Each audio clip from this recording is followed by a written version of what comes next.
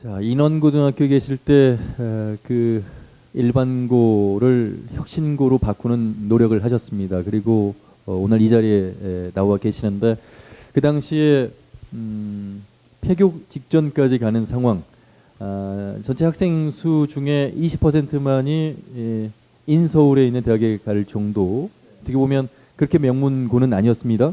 예. 네, 그런 고등학교에서 아이들에게 어떤 대안을 제시했을 때 그 첫 느낌, 첫 이 발걸음은 어떤 걸음이었습니까? 저는 보니까요. 인원고등학교가 강남이라는 블랙홀, 교육의 블랙홀이 있는데 그 블랙홀 바로 옆에 있습니다. 그래서 버스로 2정거장 타면 강남에 갈 수 있습니다. 네. 저희 동네에는 아파트가 없었고 다세대 주택이 있었습니다. 3층에 주인이 살았는데 주인들은 전부 다 주소로 옮겨서 강남으로 갔습니다. 2층은 전세예요. 반반이 저희 학교 오는 거예요. 네. 1층과 지하는 월세입니다. 다 우리 학교 옵니다. 그러니까 열악한 지역에 있는 학교고 3층에 다세대 주택만 가지고 있어도 강남에 가는 학교. 어떻게 보면 여러분 아시겠지만 옛날에 호롱불 있잖아요. 호롱불의 등잔 밑에 해당한다라고 볼 수 있습니다. 저는 그냥 관악산이 좋아서 갔어요. 근데 가서 보니까 학부형들이 왜 그 학교로 갔냐요. 그 학교 정말 싫은 학교래. 그래서 해결하는 방법이 없었습니다. 저도 5년 있었지만 4년까지는 학교에 뭔가를 해보려고 해도 안 됩니다. 그래서 제가 마지막에 저는 박건호 선생이라고 수박 네. 먹고 대학 간다는 입시 정보를 책을 만든 분이 있는데 그 젊은 선생의 강의에 들어갔었는데 거기서 느낀 게 뭐냐면 입학사정관제야말로 학교를 바꿀 수 있다. 네. 그래서 제가 3학년 그 다음에 마지막 5년 차에 3학년 부장을 제가 자원했습니다. 저 3학년 부장 하고 싶어요. 조건은 입학사정관제로 바꾸는 거예요. 였습니다. 네. 자, 그러면 오늘 진로와 진학이 함께 실현되는 교육 현장의 경험을 갖고 계신 우리 오한근 선생님의 강의 일반고 리모델링 혁신고가 정답이다. 오늘 여러분들의 박수로 강의 청해 듣도록 하겠습니다. 네, 저는 진학을 통해서 진로가 충분히 커버할 수 있다고 생각합니다. 진학과 진로를 엄격하게 구분한 이분법은 별로 좋아하지 않습니다. 근데 학교에서 할 수 없어. 도대체가 애가 하는 것은 학교에서 할 수 없는 것들이야. 그러면 이제 진로를 따로 잡아야 되겠죠. 그렇지만 학교의 상당히 많은 부분이 거의 8, 90%가 애들의 진로를 학교에서 책임질 수 있습니다. 보시면 여러분 느낌이 뭐죠? 보시면 지금 현재 2015년, 2016년도인데 보면 정시는 30%입니다. 내년에는 20%입니다. 이게 무엇을 의미하는 거죠? 그 다음에 보시면 학생부 교과는 그대로인데요. 학생부 종합은 굉장히 많아졌습니다. 학생부 이게 입학사정관제인데요.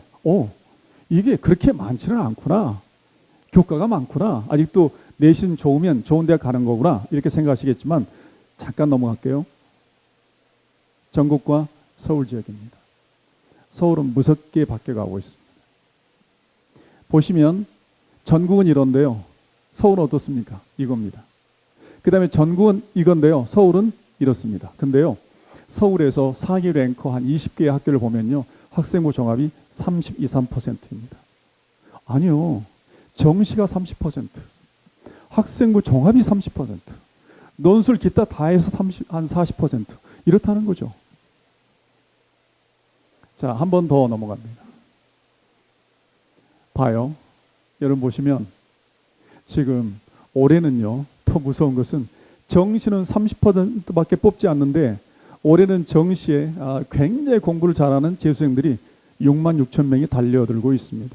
그러니까 한 60만 시험 보는데 고등학교 재학생들이 한 44만 정도, 나머지 14만 정도가 재수생들입니다. 올해는 재수생 중에 6월달에 시험 안 봅니다. 여러분 자녀 중에 3학년 학부모 계신 분들은 6월달에 모의 수능을 보잖아요. 여기는 반수하는 애들 안 들어옵니다. 6만 6천 명이 빠져 있어요.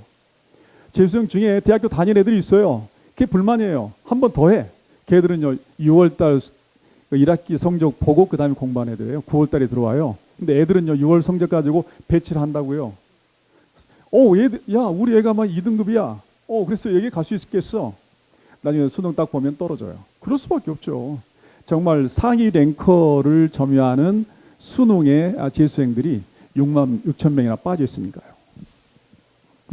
점점 더 보시면 여기 보십시오. 서울에 있는 20개 대학입니다. 4만 6천 명입니다. 그리고 실제로 말하면요, 일반계가 40만 정도 돼요. 그게 많은 거 아니에요. 아니, 적은 거 아니에요. 여러분, 과고나 특목고 있잖아요. 15,000명, 자율고 28,000명. 여기서 자율은 공립고 중에 되게 안 좋은, 사립고 되게 안 좋은 대학 애들이 많으니까 합쳐보면 한 2만 명 정도, 3만 5천 명 정도가, 그러니까 여러분 보면 일반고 40만 명, 공부 잘하는 애 3만 5천 명, 이렇게 보면 됩니다. 나머지요, 걔들이 아무리 좋은 데를 다 가져간다 하더라도 3만 5천 명, 더 이상 안 가져가요. 걔들은요, 최저 어디까지 가냐면 중앙대까지 가요. 거기서 싸워요. 3만 5천 명. 지금도 여지는 많다. 여러분, 여지는 많다. 그런 생각이 듭니다. 여러분, 졸업생도 점점 늘어나요. 이게 2014년도 이야기니까요. 13년도 이야기니까 지금은 더 늘어납니다. 여러분, 또 하나만 더 할게요. 서울대 입학사정관제. 여러분, 서울대 입학사정관제는 어떻습니까? 지역 균형만 제외하고 최저가 없습니다. 그래서 거의 80% 정도가 최저가 없습니다. 그래 뽑습니다. 어떨까요? 서울대를 바라보는 사람들이 저러다가 연고대에 지는 거 아니야? 야, 저렇게 애들 뽑아가지고 되겠어? 학생부 입학사정관제로 들어온 애들이 서울대에서 적응을 못해.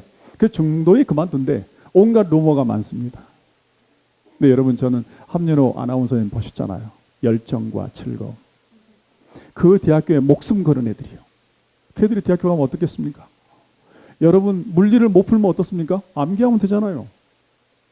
수학을 못하면요, 통째로 암기하면 되잖아요. 그러면 되잖아요. 걔들이 내가 여기 와서 내가 여기 사는 게 너무 즐거워. 서울대생이 너무 즐거워. 여러분, 현재는 말이죠, 서울대 학생 중에 약 40% 정도가 전과를 합니다. 과를 바꿔요.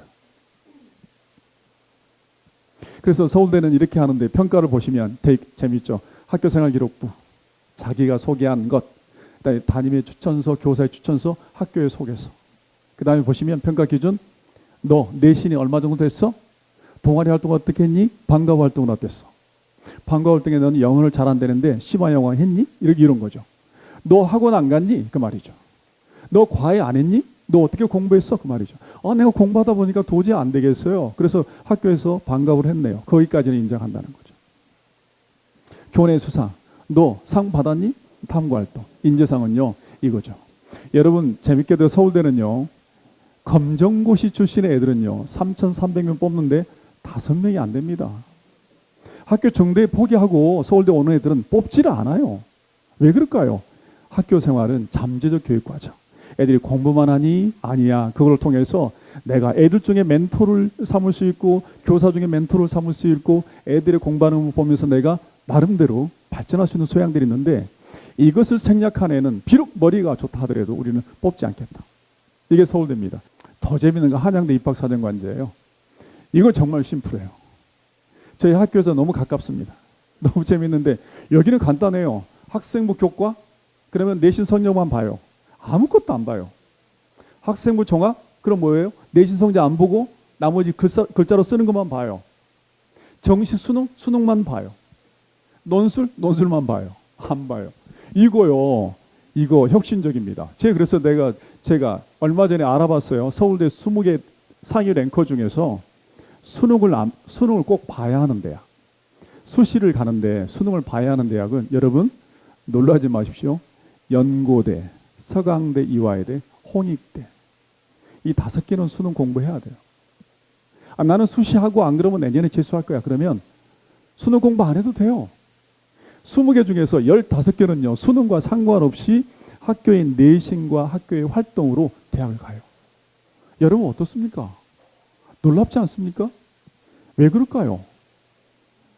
여러분 왜 그럴까요? 저는 여기서 인재상, 아까 제가 말씀드렸죠. 인재상이 바뀌었어요. 머리가 좋은 놈, 우리나라 서울대 나온 출신이 너무 많아요. 연고대 나온 출신이 너무 많아요. 서울대 연고대 경영학과가 1년에 1,500명씩 나옵니다. 걔들 어디다 다, 걔들만 다 배치해도 어떻습니까? 다른 대학에서 직장 갈 수 없어요. 경영학과만 그러는데 나머지 어떻겠습니까? 지금 머리 좋은 사람이 너무 많아요. 지금은 그런 친구들이 아니에요. 보시면 제가 다니엘 핑크의 새로운 미래가 온다라는 책을 제가 가져왔어요. 가져온 게 아니고 여기다 해놨는데, 여러분 우리나라 교육은요, 우리나라 교육부는요 딱 두 가지예요. 하나는 뭐냐면 유태인 교육법, 또 하나 다니엘 핑크의 6가지 미래 인재. 저는 여기서 이 전북교육청이 무슨 용어를 가져왔냐면 미래 핵심 역량이라는 걸 가져왔어요. 첫 번째가 뭔 줄 아십니까? 여기는 적혀 있는데 그걸 세 개로 정리하면 협동하는 사람. 두 번째 자기주도. 세 번째 창의죠. 거기서 협동이 제일 먼저입니다. 저는 되게 재밌었던 게, 저 전북교육청 오면서 미래 핵심 역량이라는 용어를 제일 먼저 우리 교육계에 던진 게 바로 전북교육청이에요. 지금은 미래 핵심 역량이 거의 대부분의 지배적인 이론이에요. 수학 능력 아니다, 학력 아니다, 미래 핵심 역량이다. 그런데 거기는 말이죠, 다니엘 핑크는 6가지로 들고 있습니다. 지금은 하이 터치, 하이 테크다. 하이테크, 하이터치다. 이제는 정보 시대가 아니다, 그 말이죠. 그 시대는요, 지금은 물건이 엄청 많은데 어떤 물건을 사느냐, 내 마음에 드는 물건을 사죠. 디자인이 중요한 거죠. 그 다음에 여러분 이 K-팝 스타 보면 어떤 애들이 거기서 최종적으로 갑니까? 어떤 애들한테 국민들이 배를 누릅니까? 스토리가 있는 애들이요. 스토리 두 번째. 세 번째, 조화. 어떻습니까? 요즘에 여러분 보시면요, 이 한동대는 무조건 복수 전공해야 됩니다. 유니스트 울산과기대는 문과면 이과, 이과면 문과. 왜? 문이과가 공동으로 작업해야 된다는 거죠. 협업해야 된다는 거죠. 공감 어떻습니까? 여러분, 이게 감성입니다. 그 다음에 또 하나, 요즘에 애들은요, 놀 줄 알아야 돼요. 연애도 할 줄 알아야 돼요. 예? 그 다음에 화장도 잘해야 되죠. 저희는 맨날 화장한다고 맨날 그래요. 제가 여학생반인데요, 저는 애가 파운데이션을 발랐는지 화장을 했는지 모르겠더라고요. 그래서 저보고 체크하래요. 저는 체크는 이상 없다고 전부 다 넘겼습니다. 왜 그러네? 아니, 고등학교 때 정말 자기를 내보이고 싶은 애들이 화장 한번 못하고 나중에 뭘 하겠습니까? 아니, 화장 결정권도 없어요, 학교에서. 고등학교 애들한테. 아니, 여러분 그거 했잖아요. 여러분도 그러셨죠? 부모가 가시면 엄마 하이힐 신고 가다가 부러뜨린 적 있잖아요. 고등학교 때 미니스커트 입고 막 온갖 폼 잡아봤잖아요. 애들이 하면 왜 안 됩니까? 그래서 지금은 놀 줄 알아야 됩니다. 호모 루덴스 진화라 그래요. 또 하나는 뭔 줄 아십니까? 6번째 인재는 의미를 찾아야 된대요. 여러분 재능 기부 있잖아요. 여러분 재능 기부 하시나요? 저는 저희 애들한테 재능 기부 하라고 그랬습니다. 수학 잘하는 애는 수학 못하는 애 수학 가르쳐줘라. 영어 잘하는 영어 못하는 애 가르쳐줘라. 그 대신 네가 고생하고 가르쳐주면 넌 얻는 게 있다. 뭐냐? 네 이론이 좀 더 정확해진다. 가르쳐주면. 두 번째, 내가 학생부에 적어준다. 세 번째, 그걸로 대학 간다. 여러분 어떻습니까? 제가 사기꾼입니까? 야, 너 애 가르쳐줘. 그럼 내가 적어줄게. 이거 완전히 이 거래잖아요. 그런가요? 아니죠. 이게 학교에서 애들을 키우는 교육 방법이 바뀌어야 한다고 생각하는 거죠. 여러분 또 하나는요, 여기에 이제 제가 들었는데 학교 스포츠 클럽인데요. 이건 유태인의 교육 방법이에요. 외국어 하나, 그 다음에 예술 하나, 체육 하나. 이걸 유태인들은 그들 자녀한테 가르치는 3대 교육 목표입니다. 그들이 전 세계를 지배했잖아요. 논리적으로 이 사회의 어떤 싱크탱크를 만들었잖아요. 우리도 마찬가지입니다. 사실은 말이죠, 유태인의 교육법과 그 다음에 다니엘 핑크의 미래 인재 6가지 요소가 학교 안에 도입돼야 한다. 저는 이게 말이죠, 이게 우리가 정보사회로 넘어가는데 이미 이런 애들 키우지 않았어요. 그때는 뭘 키웠습니까? 너 얼마나 많이 기억하고 있어를 키웠잖아요. 그러니까 학교가 망가진다고 보는 겁니다. 자, 이제 저희 학교 이야기로 돌아가겠습니다. 저는 입학사정관제를 했어요. 해서 보니까 애들이 한 1,500 정도 대학교를, 서울에 있는 대학을 많이 오는 거예요. 근데 교장 선생님이 저보고 남으라고 그래요. 저는 5년 차였는데 공립이니까 떠나야 되는데 제가 조건을 걸었습니다. 내가 왜 남아야 되죠? 그러니까 3학년 부장 한 번 더 해달래요. 아니, 그건 시스템으로 만들어놔서 제 친구 같이 공동 저자한 친구, 그 친구가 맡으면 되는데 제가 없어도 돼요. 저는요, 학교를 바꾼다면 남겠어. 혁신학교 합시다. 교무부장을 주십시오. 혁신을 교무한테 주십시오. 3가지를 요청했습니다. 근데 이전에 교장 선생님께서 내년에 교무부장 1순위로 정해놓은 사람이 있었어요. 근데 제 주위에 많은 사람들이 이 사람이 있으면 안 된다. 당신이 해야 된다. 그래서 저는 내가 하겠다. 그 대신 그 사람이 원하는 것은 점수고 장학사 되려고 하는 거니까 점수는 다 줘라. 그 사람한테. 그래서 제가 했습니다. 그래서 저는 제일 먼저 2년 동안 뭘 했냐면 학교에 그릇을 바꾸자. 여러분 그렇잖아요. 그릇이 커야 많이 담잖아요. 입을 넓게 벌려야 그 다음에 음식이 들어가잖아요. 현재 뭐냐? 학교는 그릇이 너무 좁아. 입이 너무 적어. 애들의 요구를 다 담을 수 없다. 그래서 저는 학교 리모델링에 저는 교무부장으로 갔습니다. 요가 엄청나게 하더라고요.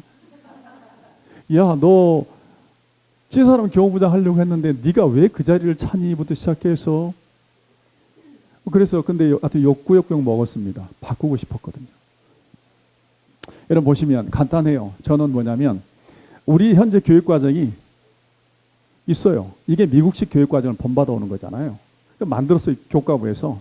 근데 대부분의 선생님은 뭐라고 그러냐면 선생한테 권한이 없고 교과부에서 함부로 자기가 위에서 만들어 오는 교육과정은 문제가 많다. 이것은 이래서 안 되고 저것은 저래서 안 되고 저는 개인적으로 한 번이라도 제대로 해봤냐. 아니 창체 시간에 제대로 해봤어? 자취 시간에 여러분 HR 홈룸 있잖아요. 그때 한번 여러분 반장이 일어나가지고 주제하고 그 다음에 토의 제대로 해보신 분이요. 있으십니까? 없잖아요. 그걸 자습했잖아요. 그러니까 자취 시간 제대로 하고 그 다음에 적응 시간 제대로 하자. 그 다음에 동아리 활동 제대로 하자. 그 다음에 진로 활동 제대로 하자. 그래서 보니까 학교 안에 간단한 건 교육과정을 그대로 해보자. 그대로 한번 해보자. 근데 교무부장이 할 수가 있어요. 여러분 학교에서 제일 힘이 센 사람이 누굽니까? 여러분 여기서 제일 힘이 센 사람은 누구죠? 지금 이 시간에는 접니다. 왜요? 마이크를 쥐고 있잖아요.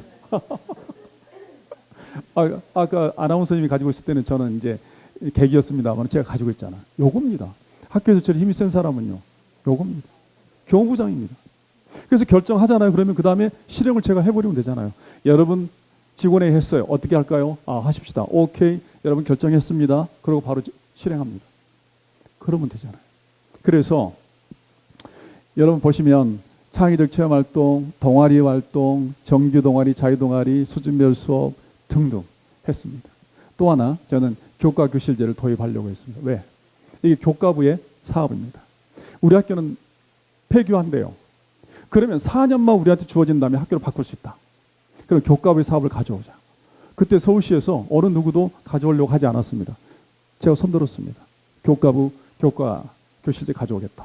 그랬더니 기특하다고 교실 6개를 지어주는 거예요. 그리고 돈도 주더라고요. 그래서 저는 살기 위해서 4년의 시간을 벌기 위해서 교과 교실을 신청했지만 그 이면은 뭐냐면요. 수업을 바꾸려고 하면 교실은 있어야 된다. 그렇게 생각했습니다.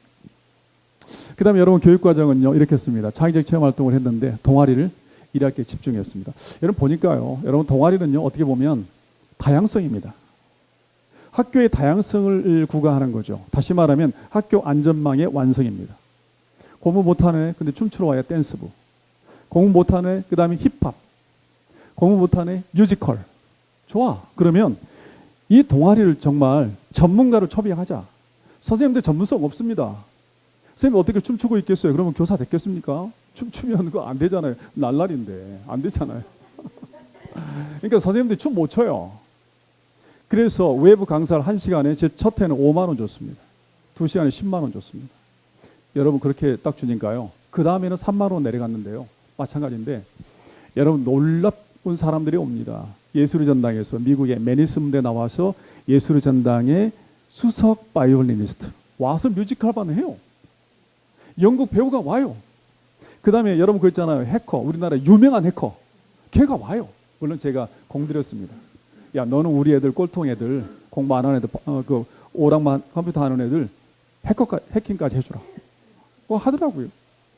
그렇게 해가지고 20명 정도를 외부 강사를 데리고 왔어요. 그리고 학교 안에서 동아리 하는데요. 저는 관악산인데 관악산에 그 등산 가는 거 있잖아요. 관악산 산책반, 관악산 탐구반, 관악산 뭐 이런 게 많아요. 학교 정문에서 관악산까지 딱 15초면 갈 수 있거든요. 근데 거기 또 출장비도 받아요. 10,000원씩 받아요. 그거 다 없앴습니다. 그 다음에 영화 감상 있잖아요. 다 없앴습니다. 그리고 제대로 하자. 그 다음에 운동, 축구 다 없앴습니다. 오로지 애들이 관심 기울여서 평생 직업을 할 수 있는 연극을 하든 뮤지컬을 하든 아니면 힙합을 하든 아니면 온갖 사물놀이를 하든 다 하자. 그거에서 한 2,500만 원 투자해서 저는 이런 생각이 있었습니다. 4년 동안 혁신학교를 하니까 4년 동안 2,500이면 1억을 투자합니다. 그 애들이 자라서 나중에 전문가가 됩니다. 4년 후에 걔들이 다시 돌아옵니다. 학교로 돌아와서 애들을 교육시킵니다. 그러니까 4년만 쓰면 돼요. 걔들이요 그 다음에 와가지고 자기가 배웠던 대로 가르치거든요. 그래서 혁신학교가 안 되더라도 될 수 있다. 이게 동아리입니다. 여러분 그 다음에 이제 여러분 보시면 여기 있죠. 자율 동아리를 85개를 만들었습니다. 이건 뭐냐면 애들이 나 이건 만들 거예요. 그러면 만들어라. 그래서 내가 지도해 줄게. 저는 보통 6, 7개씩 자율 동아리를 맡았습니다. 85개를 했습니다. 애들이 뭐냐면 자기한테 필요한 것을 만들어요. 그래서 이게 바로 진로입니다. 나는 경영학과 가고 싶은데 경영학 책을 읽고 싶은데 그다음에 경영학과 주제에 토론하고 싶은데 경영대 교수를 만나고 싶은데 어디서 할 거냐? 자율 동아리에서 해라. 그래서 이걸 만들었습니다. 이게 동아리 기장들입니다. 이게 정규 동아리 기장들만 모아서. 여러분 어떻습니까? 빡세죠? 애들 진짜 시설 좋습니다. 이거 강화도 있는 건데요. 대리석으로 되어 있습니다. 이게.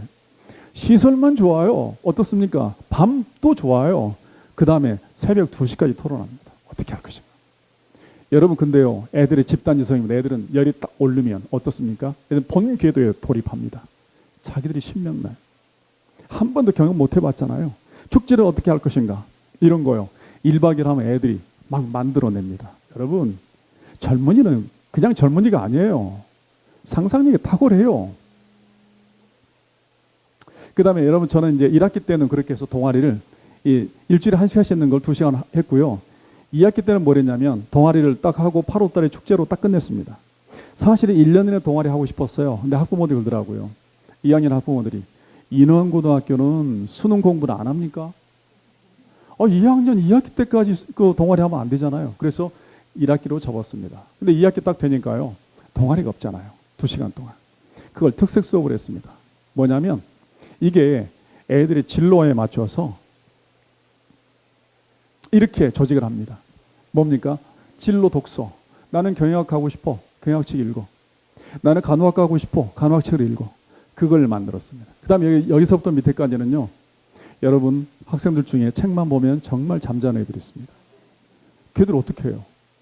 걔들은 또 활동하게 해야죠. 그래서 만들어 놓은 거예요. 보시면 여기 440명 1, 2학년 3학년 따로 돌렸습니다. 그리고 그 다음에 나머지 애들 이렇게 해서 돌렸습니다. 그 다음에 저희들은 진로 탐색 중에 교사가요. 야, 너 간호학과 가. 이건 별로 영양가 없어요. 그 다음에 애들이요. 자기 멘토가 있어요. 그러니까 내 이모부가 의사야. 그러면 의사 되기 쉽습니다. 내 이모부가 변호사야. 변호사 되기 쉽습니다. 이모부가 여기 있어요. 내 고모부가 그렇다. 그래서 교수를 만나겠습니다. 교수를 만나서 우리는 교수한테 세팅해주지 않았습니다. 이런 거는 선배들이 없어요. 경기구나 이런 데는 선배들이 너무너무 많아요. 그냥 하면 그냥 해줘요. 근데 저희는 없으니까 그 대학교에 가서 가고 싶은 대학교 학과에 들어가서 교수한테 이메일로 편지 써가지고 정중히 쓰고 당신의 책을 읽었는데 이러이러한 게 뭐가 문제가 되는데 한번 만나달라. 30분만 만나달라. 편지를 쓰게 합니다. 애들이 갑니다. 교수 만났어요. 교수가 하는 이야기 들었어요. 그 뒤로 바뀌었어요. 선생님 저는요 갈 거예요. 저희 학교에서 가까운 데 서울대잖아요. 서울대 사회복지학과를 갔다 왔어요. 5명이. 그 교수가 이렇게 말했대요. 나는 너희들처럼 이렇게 열의가 있는 애는 처음 봤어. 우리 학교 들어와. 장학금 줄게. 못 들어가죠. 아픈 것은 못 들어가죠. 그러면서 책을 한 권씩 주는 거예요. 애들은 영원히 사회복지학과입니다. 왜 선생들이 다 안고 있어요? 왜 학부모가? 같이 나누면 되는 건데. 그 다음에 교내 경시대를 했습니다. 여러분 왜 이걸 많이 했을까요? 여러분 이전에 순천에서 이런 게 있었습니다. 봉사활동 갔는데 징벌의 일환으로 봉사활동 갔는데 할머니 할아버지한테 막 소리 지르고 막 하는 애가 있었죠. 저희들은요 학교 안에서 봉사활동은 최소로 줄였습니다. 3시간 이상 안 합니다. 1년에. 나머지는 너희들이 스스로 봉사활동해라. 여러분 봉사활동 한 군데 계속하다가 이 다음에 그가 직장 가지면 거기에 멤버가 됩니다. 그리고 일원이 됩니다. 그렇잖아요. 그래서 애들한테 무조건 학교에서 안 해준다 가라. 그리고 제일 좋은 데가 음성꽃동네다. 왜? 철저하게 시킵니다. 돈도 5,000원 내야 됩니다. 그래서 저희들은 학부모들한테 1년에 한 600만 원 줬습니다. 그래서 3번은 음성꽃동네 가십시오. 그래서 한 번에 40만 원씩 차를 대제로 줬습니다. 그냥 가려고 한 2만 5천 원 들어요. 갔어요. 음성꽃동네 갔어요. 이번에 학교 옮겨가지고 올해 우리 반 반장이 음성꽃동네를 계속 갔는데 이번에 쓰는 감사항문이에요. 나는 계속 음성꽃동네 갈 때마다 같은 데를 계속 갔다. 근데 2살짜리 지능의 그 사람들이 나를 보면서 너무너무 반겨주더라. 나는 너무너무 감동했다. 여기서 반전합니다. 근데 2살짜리 그 지능을 가진 그 사람들한테 덩치는 컸지만 내가 봉사하려고 하면 손이 너무 많이 간다. 이 뒤가 하이라이트입니다. 그런데 내가 2살 때 내 부모는 나에게 정말로 많이 했을 것이다. 얘가 씁니다. 쟤는 그걸 써주겠다는 거예요. 봉사활동을 통해서 바뀐 인성을 써주겠다는 거죠. 저는 그건 최고라고 생각합니다. 애들이 그걸 써옵니다. 음성꽃동네 가서 하면요 힘들어요. 모두 다가 비정상이에요. 나만 정상이에요. 모두 다가 약간씩 하나가 나사가 빠져 있어요. 나만 정상이에요. 하루에 7시간씩 해봐요. 애들이 뒤집어져요. 다시는 안 갈 거예요. 정말 짜증나. 근데 앉아서 봉사활동 감사문을 쓰면 애들이 바뀝니다. 여러분 우리 학교의 문제점은 학원과 학교의 차이점이 뭔 줄 아십니까? 학원은 가르치고 그걸 배웠는가 그 다음에 숙제를 내주고 그 다음에 숙제를 검사합니다. 학교는 가르치고 방치합니다. 이건요 저희는 학교 활동을 하게 합니다. 그리고 애들이 어떻게 느꼈는가까지 저희는 피드백을 합니다. 그래서 만들었습니다. 여러분 보시면 여기에는 이런 거 있죠. 수학 경시대 이런 거 하나 있죠. 과학 경시대 이런 거 있죠. 나머지 영어 말하기 대 나머지는요. 영어 골든벨 이런 거 있잖아요. 나머지는 대부분 교과 경시대가 아닙니다. 인성에 관한 터치입니다. 여러분 보시면 롤 모델. 네가 누구 만났어? 내 롤 모델이 어느 대학교 경영학과 교수인데 그 사람 만났어요. 보고서 써라. 그렇게 해서 했습니다. 여러분 그 다음에 수업 개선에 첫 번째는 학교를 리모델링 하자. 두 번째는 뭐냐면 수업을 바꾸자. 왜요? 아까 말한 대로 수업은요 선생이 할 수 있는 선생의 역량이 그대로 드러나는 거예요. 그런데 뭐냐면 선생님들은 50분 동안 목 놓아서 설명을 해야 좋은 교사라고 생각하죠? 아닙니다. 지금은 그러지 않고요. 50분 중에 15분 이상 넘어가면 그건 좋은 교육 아닙니다. 스웨덴이 그렇고 북유럽이 그렇고 프랑스가 그렇습니다. 그럼 그렇게 해보자. 그래서 수업에 대해서 정말 연수를 많이 했습니다. 여러분 저는 수업 개선의 방법은 이런 어떤 이론적인 기반이 있다고 생각합니다. 교과부에서 교육과정을 세팅을 했어요. 그래서 여기서는 이걸 가르쳐라고 말한 건 프로그램입니다. 그런데 지금은 다이어그램으로 바꿔가야 됩니다. 이제는 뭐냐면 선생이 학생이고 학생이 선생입니다. 그리고 어떤 주제는 있지만 그 주제를 가르치고 배우는 것은 그 구성원들이 만들어가는 것입니다. 이게 바로 미래 인재를 만드는 방법이거든요. 여러분 옛날 방식이 바로 이런 방식입니다. 60명의 교사를 60명의 학생을 교사 한 명이 컨트롤했습니다. 근데 그 60명의 교사들이 60명의 학생들이 교사 말을 듣지 않아요. 디센트럴 네트워크입니다. 어떻게 바꿔? 이제는 분점하자. 선생 혼자 하지 않고 스몰 티처, 코 티처. 그러니까 6, 7명이 한 시간에 선생과 같이 가르치는 학생들을 만들자. 이게 바로 분권형 네트워크입니다. 이게 요즘의 교육에 맞습니다. 저는 월드 카페 방식의 수업을 합니다. 이게 애들이 이렇게 분단형으로 공부합니다. 이 중에 한 명이 멘토고 한 명이 부멘토입니다. 한 명이 멘티고 또 하나가 멘티입니다. 이렇게 제가 남학생이지만요. 남자들 어떻게 해요? 여학생도 너무 잘해요. 남자애들은 어떻게 해요? 제 학교는 남자애들이 밑에 다 깔아줘요. 남학생들은 남자 학교 가려고 그래요. 여학생들이 여자 학교 가려고 그러지 않습니다. 남자 학교 남녀 공학에 오려고 합니다. 왜? 밑에 다 깔아주니까요. 어떻게 해요? 정말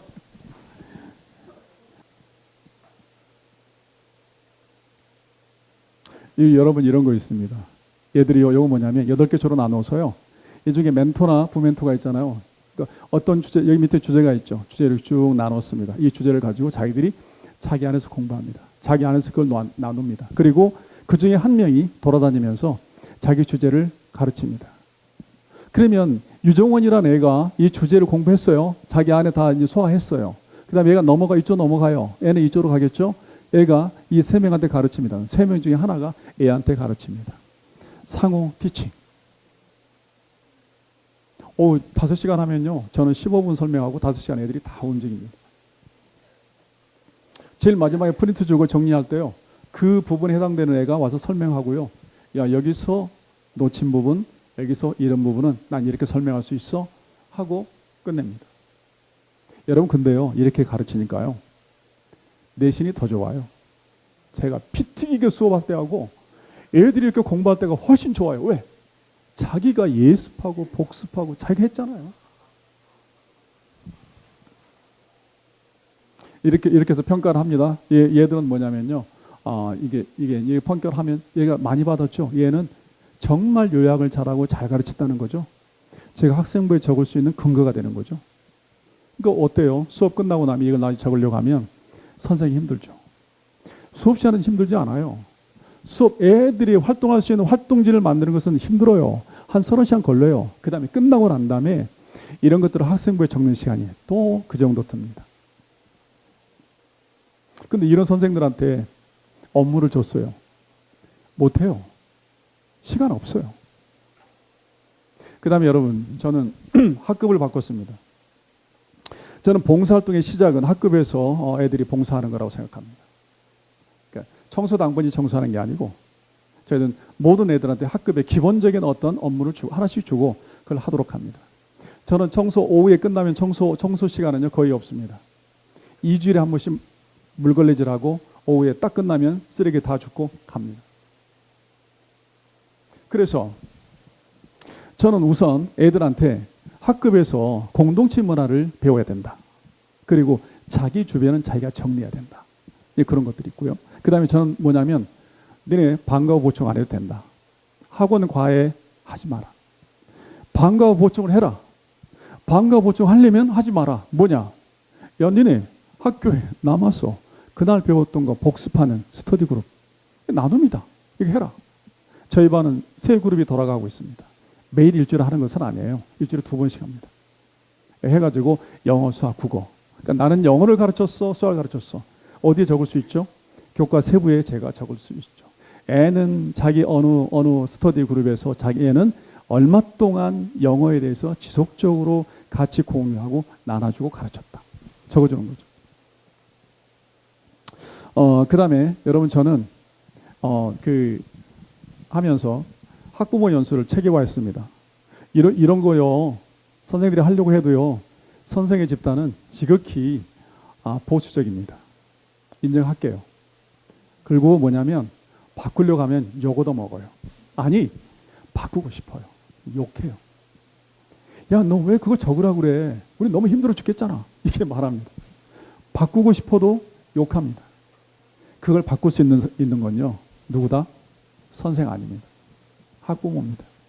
저는 그래서 학부모는 매달 한 번씩 학교의 사정을 이해시키고 학교의 방향을 설명하는 학부모 연수를 했습니다. 저는 1학년 1학기 때 딱 오면 전체 학부모 다 모입니다. 그래서 이야기합니다. 여러분 3학년 때까지 학부모 연수를 전부 다 들으시면 원하는 대학은 갑니다. 저 이야기합니다. 여러분 보시면 학급회를 제가 이렇게 구성했어요. 어떻게 구성해버렸냐면 애들 다 있잖아요. 대학교 진로, 희망으로 부서를 다 만들어버렸습니다. 그래서 애들은 동아리 활동해 그러면 반에 이렇게 8개 조가 모여가지고 자기들 가는 대학교끼리 모입니다. 주제 토론하고 NI하고 책 읽습니다. 이게 3학년에서 그렇습니다. 이렇게 애들이 이렇게 업무를 각자 하나씩 다 줬습니다.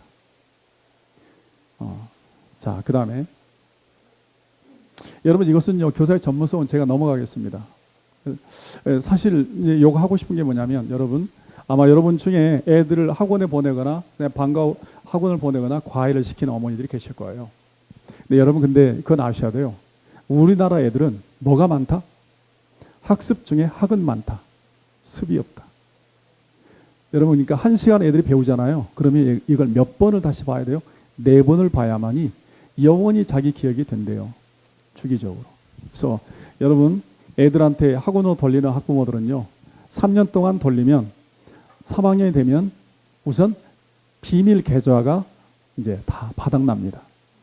애들은 대학 못 갑니다. 그건 뭐 틀림없습니다. 그 다음에 여러분 보시면 이게 복습을 4번 이상 하라는 거죠. 4번. 하나, 둘, 셋, 4번이죠. 여기 보시면 나와 있죠. 하나, 둘, 셋, 넷. 그러니까 1시간 배운 걸 4번을 복습해야 깨끗이 돼요. 어머니들 제발 욕심내지 마세요. 그러니까 애가 잘하기를 원하잖아요. 그래서 정말 잘하는 방향으로 하세요. 어머니들이 애들을 학원에 보내고 돈을 쓰는 걸로 대리 만족해서는 안 돼요. 아니, 그건 누구나 할 수 있어요. 그것이 애들 키우는 방법이 아닙니다. 여러분 보시면 중요한 것은요. 여러분, 중요한 것은 자기주도 학습과 관련해서 이야기합니다. 이 중에 뭐가 제일 중요하겠습니까? 긴급하고 중요한 것, 긴급하고 중요하지 않는 것, 긴급하지 않고 중요한 것, 긴급하지 않고 중요하지 않는 것. 어떤 것이겠습니까? 이게 시간관리 매트릭스입니다. 어떤 것이겠습니까? 금방 아시겠죠? 요거잖아요. 두 번째잖아요. 두 번째 섹터예요.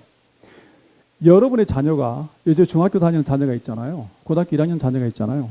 그러면 플래너 있잖아요. 그 플래너 중에 얘가 1, 2, 3, 4 섹터 중에 어느 것을 가장 많이 하느냐를 보셔야 돼요.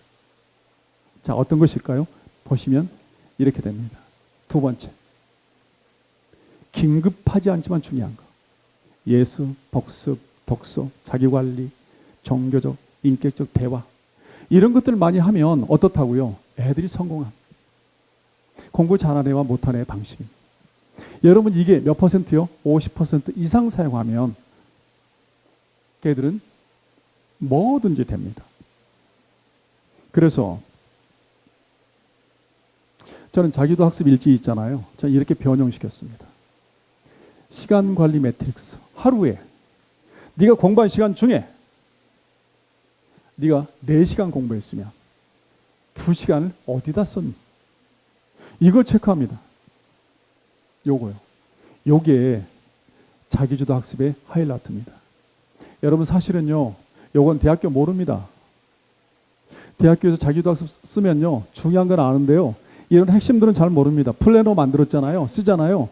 이렇게 하는 거 별로 없습니다.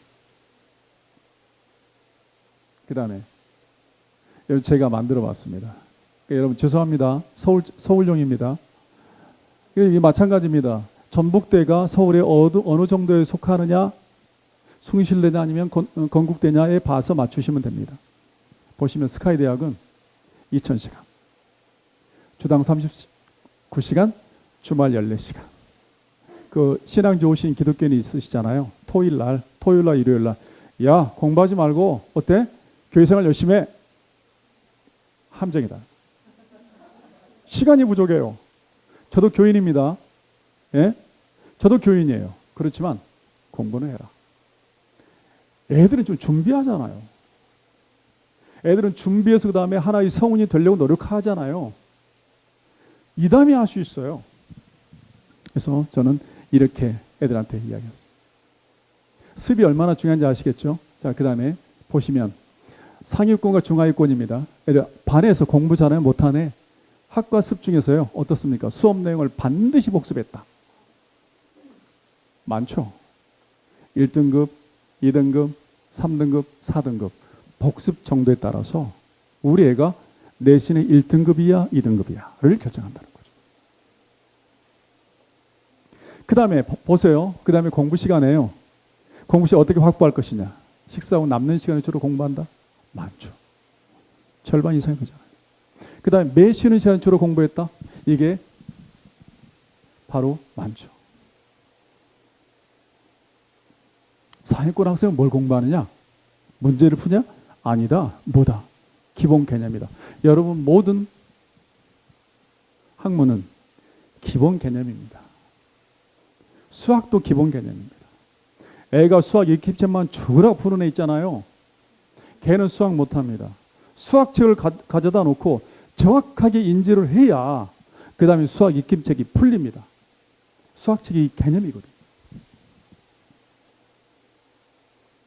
여러분 이 부분은 넘어가겠습니다. 이 부분도 넘어가겠습니다. 저는 이제 진로진학 혁신을 했는데요.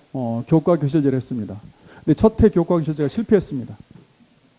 사람들이 되게 저한테 공방을 많이 했습니다. 이렇게 말하더라고요. 모든 교실에 컴퓨터 하나 있고 빔 프로젝트 있고 그런 교실에 왜 애들이 옮겨가야 되느냐? 그냥 교실 있으면 되잖아. 사실 그건 아닙니다. 제가 교실에 갈 때 컴퓨터를 설치하고 빔 프로젝트를 내리고 제가 노트북을 연결하고 그 다음에 그 장면을 띄우기까지 7분 내지 10분이 걸립니다. 고장나면요. 하세월이죠. 근데 내 교실에요. 그건 바로 딱 띄워요. 그 시간이 7분 내지 10분이 세이브 되는 거죠. 그리고 내 교실에 맞춰서 내가 애들을 배치할 수 있습니다. 저는 8개 분단이잖아요. 애들 가면 쭉 앉아 있습니다. 돌리자 그러면 한 5분 걸려요. 그래서 수업을 바꾸려고 하면 애들이 적극적으로 능동으로 참여하려고 하면 어떻다? 교과 교실제는 필수다. 그런 생각이 듭니다. 근데 실패했어요. 그랬더니요. 나중에 봤어요. 그래서 한 1년 동안 혁신학교 처음 할 때 이게 실패해가지고 되게 욕을 많이 먹었는데 중간에 중단했습니다. 그러니까 반납하려고 했습니다. 안 되더라고요. 그래서 계속 짜보니까 요 두 가지가 핵심이에요. 애들이 지각해요. 한 반에 6, 7명이 지각해요. 담임선생님 딱 들어가니까 6, 7명이 지각해요. 야, 오늘 어떤 선생님 안 오셨으니까 2교시는 이리 가고 3교시는 저리 가. 애가 지각했어요. 알릴 방법이 없잖아요. 선생님이 전화해야죠. 애야, 너 어디니? 몇 교시 올 건데? 그 시간에는 이리 가. 안 되잖아요. 지각한 애들이.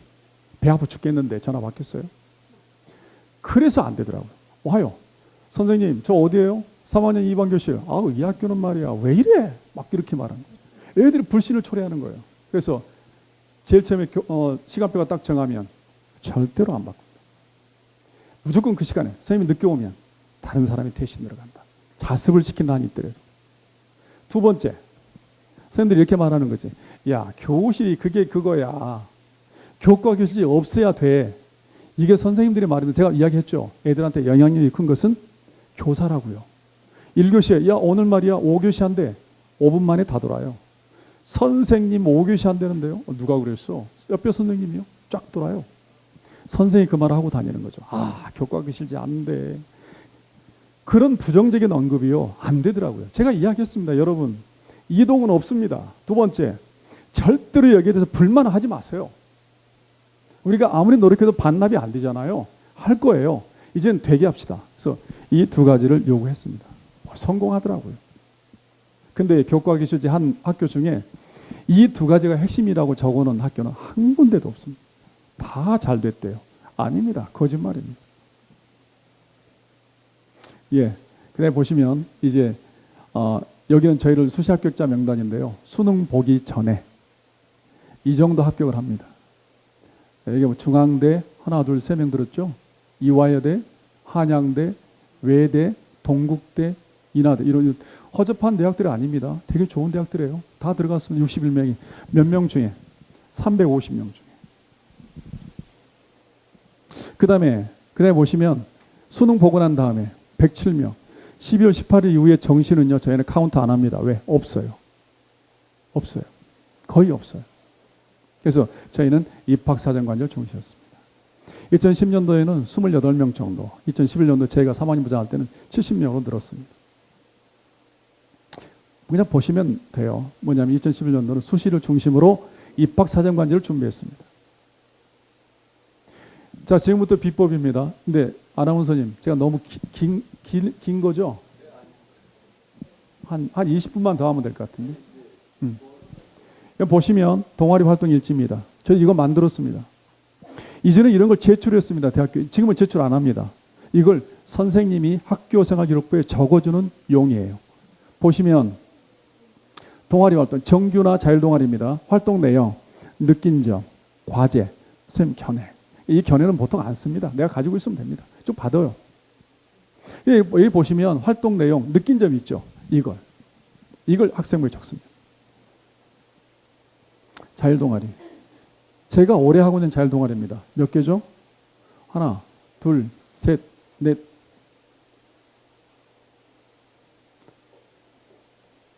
다섯, 여섯, 일곱, 여덟, 아홉 개. 제가 9개를 합니다. 선생님, 우리 담임선생님한테 자율동아리 해달라고, 맡아달라고 그랬더니요. 선생님 2개 하시는데 바쁘다고 안 해요. 그냥 와. 그래서 9개를 하고 있습니다.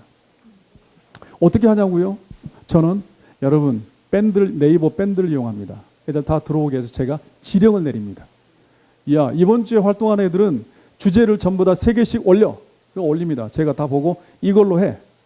걔들이 하잖아요. 사진 찍고요. 토론하고요. 토론 결과물 저한테 보고합니다. 제가 안 갈 수도 있고 갈 수도 있습니다. 아니, 한 주일에 9개 중에 제가 어떻게 다 갑니까? 2개 이상 못 갑니다. 그렇지만 2개 이상 가는데요. 한 달에 한 번 정도는 봅니다. 그리고 그 결과물 보면 다 압니다. 얘가 이렇게 했구나. 알 수 있습니다. 이게 소규모 동아리, 자율동아리가 애들의 진로와 매칭되는 활동입니다. 여러분 보시면 이게 제가 이런 거 있을 때 마지막 해 얘는 반에서 공부는 잘했어요. 근데 수시로 수능 보기 전에 6개의 대학을 모두 다 합격했어요. 근데 그 학생인데 이 학생의 진로 일지를 한번 보시죠. 자, 나는 뭐가 되고 싶다? 경제학을 나는 전공하고 싶다. 그래서 나는 그래서 대학교를 탐색해 봤다. 제일 가고 싶은 게 이화여대다. 일단 중앙대도 가고 싶다. 시립대. 그 다음에 누구를 만나냐면 중앙대 교수를 만납니다. 만나서 인터뷰를 했습니다. 얘가 이렇게 썼습니다. 얘는 그 다음에 교수한테 물어봤어요. 당신한테 영향을 주는 사람이 누구예요? 케인즈. 그러니까 당신이 추천할 수 있는 책이 뭐예요? 1, 2 이렇게 나오죠. 그래서 교수님 조언을 들어요. 그 다음에 숭실대 교수를 또 만나요. 하죠. 그 다음에 또 누구를 만나냐면 기업은행 은행원을 만나요. 저희가 경제학을 해서 거기 가고 싶었대요. 이렇게 만났어요. 천천히 돌릴까요? 아니면 제가 이 파일이 여기 있으니까 필요하신 분들 가져가셔요. 이렇게. 그 다음에 걔는요, 서울대학교 경제학과 학생을 만났어요. 그냥 툭 들어간 거예요. 서울대학교 경제학과 가가지고 만나는 선배한테 이야기한 거죠. 나 여기 오고 싶은데 어떻게 올 수 있어? 이렇게 말하는 거죠. 그래서 자기가 이렇게 만났죠. 그 다음에 학과 관련 도서, 자기가 이렇게 도서를 쭉 썼습니다. 나는 어떻게 노력했느냐? 그 말이죠. NGO 만들었다. 경제교육을 들었다. 소규모의 경제동아리. 애는 제가 해준 겁니다. 벤자민 포럼을 했다. 재판 참여했다. 최종 목표는 뭐냐? 은행원이 되고 싶었는데 경제연구원이 되고 싶다. 그래서 롤모델은 누구냐? 실바다. 마셜이다. 소감은 어떠냐? 예. 얘가 이렇게 적었습니다. 여러분, 얘는요, 어떻습니까? 이화여대 제일 가고 싶어 했는데요. 애가 나중에 나옵니다만은 이화여대는 안 썼습니다. 왜냐하면 자기는 이화여대는 절대로 못 갈 거라고 생각했고, 중앙대만 가도 자기는 행복하다고 생각했대요. 근데 중앙대를 갔습니다. 이화여대를 뺀 자기가 지원한 대학을 전부 다 합격을 했죠. 이게 대교협에서 자기들이 말하는 합격한 케이스예요. 학생부가 4.5인데 여기에 중앙대 안성. 중앙대는 지방 분교와 본교 개념이 없습니다. 여기는 거기를 들어갔다. 그래서 사실은 뭐냐, 최저 등급이 있어서 이렇게 말하는 거잖아요. 보시죠. 제 인원고는 어떻게 학교에 시켰는지. 내신. 얘가 지금 아까 그 애입니다. 내신은 좋죠. 열심히 공부했어요. 반에서 한 1, 2등 정도 한 거죠. 인원에서 반에서 1등, 1, 2등 한 건 너무 쉬워요. 왜? 이 애가 강남으로 가면 한 15등 해요. 그러니까 거기서 2정거당 해서 그 다음에 가잖아요. 아니, 이전에 그런 애가 있었어요. 인원고등학교 1등을 했어요. 그래서 동덕여고가 2정거장에 갔어요. 1등 하는데 16등, 20등을 해요. 다시 돌아왔어요. 도저히 못해 먹겠대. 그러니까 얘가 가면 동덕여고로 가면, 이런 데 가면 동덕여도 좋은, 그러니까 아주 좋은 일반계 고등학교는 아니에요. 강남에. 근데 얘가 1.56등인데 거기 가면 한 6등급 되죠. 얘가. 내신이 그렇습니다. 자, 보십시오. 6월 모의평가 어떻습니까? 좀 대단하죠. 이게 수능보다 조금 좋습니다. 얘는 보시죠. 그런데요, 얘가 학생부 보십시오. 출결, 봉사, 꽃동네 있죠. 그 다음에 수상, 멘토링, 진로일지, 골든벨. 자치활동 학급 회장을 했어요. 전교 동아리 했죠.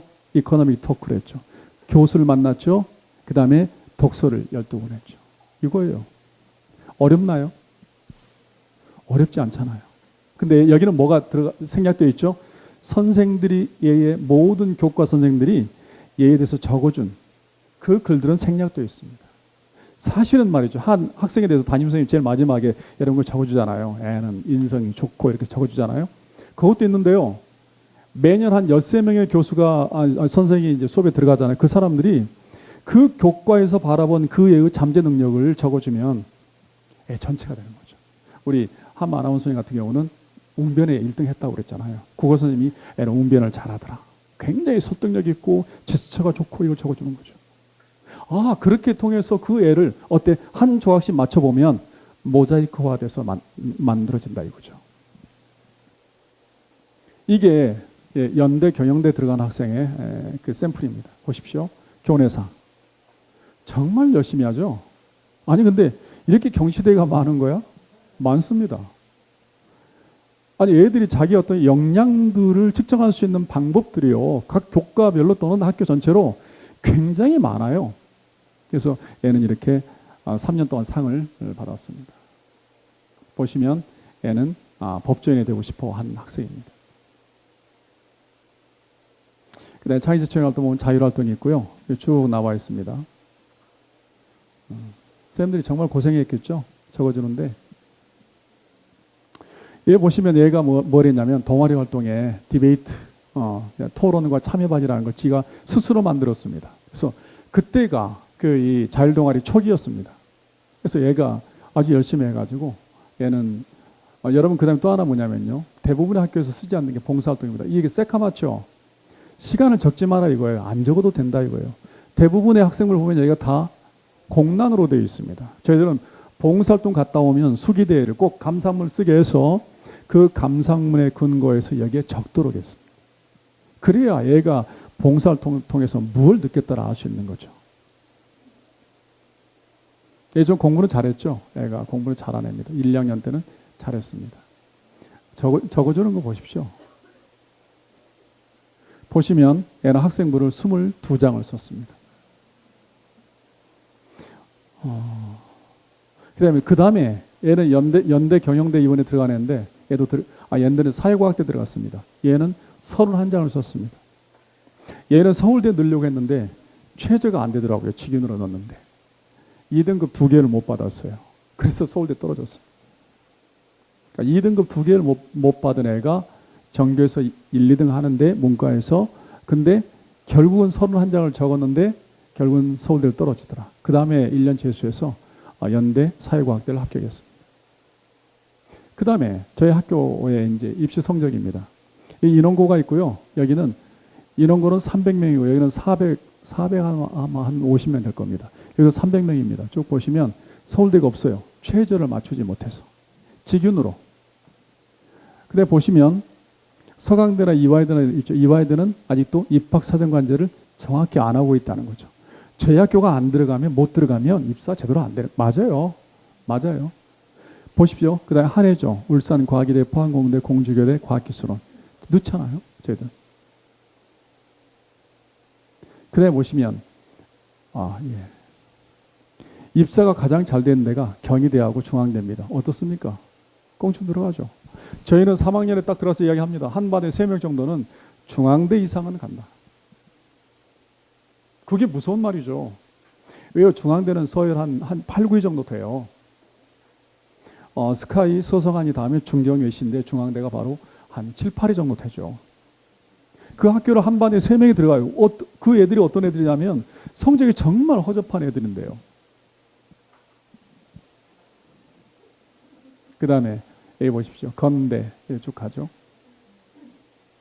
그 다음에 광운대. 여러분 보시면 그 다음에는 우리는 위에 너무 많이 집어넣기 때문에 사실 인자가 별로 없는 거예요.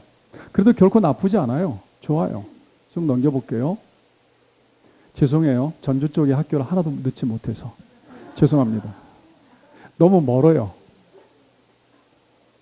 여러분 이런 데는 되게 좋은 대학입니다. 전통문화대 같은 경우는 여러분 못 들어보셨죠? 국립입니다. 나쁘고 없어요.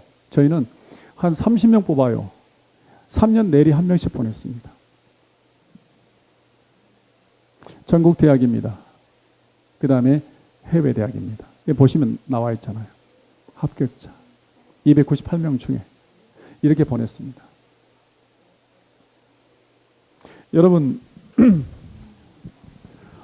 저희들이 좋은 대학을 보내서 좋은 학교가 아니고요. 사실은 저희들은 항상 그렇게 이야기를 했습니다. 이 학교가 좋은 대학을 보내는 게 목적이 아니고 애들의 중요한 인성들을 키우는 것이 학교다. 그리고 저는요, 혁신학교 하면서 꿈에도 학교가 나타나는 거예요. 여러분 그거 혹시 아십니까? 꿈에도 학교가 나타나서 나를 괴롭힌 사람이 꿈에도 나타나고 나를 칭찬한 사람이 꿈에도 나타나요. 그래서 저는 이렇게 생각했습니다. 아, 미치는구나.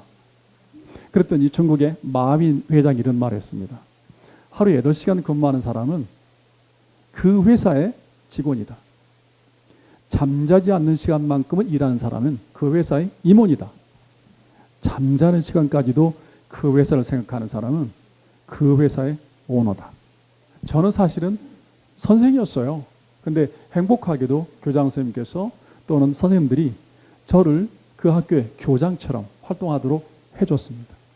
학부모들이 지지해줬습니다. 2년간 해봤고요. 교무부장 1년, 교무혁신부장 2년, 3학년 부장에서 4년을 해봤는데 요즘에는요. 어느 학교를 가도 무서운 게 없습니다. 제가 자연고등학교 왔는데 여기는 서울에서 두 번째로 큰 학교입니다. 그 학교는 혁신의 희자도 내놓을 수 없어요. 저는요. 입학으로 승부를 걸었습니다. 작년에 가서 6개 동아리를 했습니다. 그랬더니 전체 동아리가 제가 6개를 딱 하니까 동아리가 3개가 늘어났습니다. 저한테 물어봐요. 언제 만들어요? 아무 때나. 그래도 돼요? 그럼. 올해는요. 45개가 됐습니다. 요즘에는 정말 늘어났어요. 그러면서 이제 학교가 이렇게 말합니다. 야, 누구 한 명 왔는데 이제 학교가 바뀐 것 같아. 저는요. 학부모들 전화 옵니다. 선생님, 저하고 우리 애 상담 한번 해줘요. 아닙니다. 담임한테 가셔야 됩니다. 아니, 해줘요. 담임한테 가시고 난 다음에 저한테 오세요. 제가 어떤 때는 밤 9시에도 학부모하고 상담한 때가 있었습니다. 근데 다른 말로 말하면 저희 그 3학년 담임들한테 뒤통수 때리는 거죠. 근데 의외로 저는 되게 행복해요. 아, 내가 가지고 있는 걸 가지고 애들하고 공유할 수 있고 애들이 학교에서 방향을 못 잡는 애들이 방향을 잡을 수 있다. 또 하나 이런 방식이 일반계 고등학교를 변화시킬 수 있다. 라는 생각입니다. 저는 2년 전에 인원고를 떠나왔는데 이런 생각을 했었습니다. 돈이 있는 혁신학교에서만 가능하다면 이것은 절반의 성공이다. 그러니까 일반계 고등학교에서 엄혹하게 반대한 학교에서 바꿀 수 있다는 것을 증명해야만이 이게 정말 제너럴한 모델이 될 것이다 라고 생각을 합니다. 여러분 제 주저리 이야기를 경청해 주셔서 감사합니다. 예.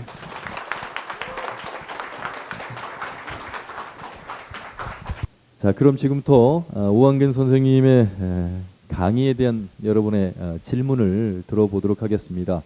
네, 가운데 분. 선생님의 강의가 너무 훌륭해서 굉장히 감동을 받았고요. 저는 초등학교 4학년, 5학년 아들을 둔 엄마입니다. 사실은 이제 현재 고등학교 엄마들은 아이가 대학을 가는 게 목적이시고 그게 이제 곧 하나의 진로라고 생각하시겠지만 저는 이 아이가 초등학생이기 때문에 이 아이들한테 미래의 어린 새싹들이니까 어떻게 이 아이에게 꿈의 진로가 될 수 있는지 부모로서 좀 현명하게 어떤 길을 이끌고 싶은데 선생님께서 좀 좋은 대안이나 현명한 이야기가 있으시면 좀 말씀해 주시면 감사하겠습니다. 저희 학교 제가 이제 교무부장 할 때요. 선생님들한테 그 이야기 했어요. 모든 교과에 무조건 수행평가에 책 2권을 읽히자. 그럼 20권이잖아요. 1년에. 그 3년이면 3학년 빼더라도 한 40권, 50권이잖아요. 그런 이야기 했었는데요. 어머니 너무 고민하지 마시고요. 애 있잖아요. 책을 많이 읽으셔요. 더 재밌는 건 여러분 그거 아시죠? 그 이제 수능으로 말하면 국영수 있잖아요. 강남 애들이 제일 못하는 게 뭔 줄 아세요? 국어입니다. 걔들 영수는 들어갈 때 1등이에요. 국어를 못해서 3등이면 그 중경외시, 그다음에 1등이면 스카이 이렇게 되거든요. 근데 실제로 국어 같은 경우 영어도 국어식으로 공부합니다. 그러니까 어떻게 보면 애들의 모든 꿈들은 책을 통해서 이루어질 수 있다라고 보고요. 저는 이전에 이은결이란 마술사를 학교 데리고 와서 강연 한번 한 적이 있어요. 근데 그 친구가 그렇게 말하더라고요. 저는 깜짝 놀랐어요. 아니 보이지 않는 손이잖아요. 그게 그 친구가 마법의 손인데 그때 책을 한 10년 전에 책을 내고 그때 뭐라고 이야기했냐면 여러분 마술하고 싶습니까? 책을 읽으세요. 고등학교 때 나는 읽었던 책들이 거기서 바로 난 지금 내 마술의 바탕입니다. 거짓말 아닙니다. 여러분 책 읽으시면 되고요. 혹시 여기 선생님들 계시나요? 계시죠. 저는요 방과후를 합니다. 방과후를 하는데 제 방과후는요 어떤 걸 보십시오. 제가 사회문화 경제를 가르치잖아요. AP, 어드밴스드 프로세스가 뭐겠습니까?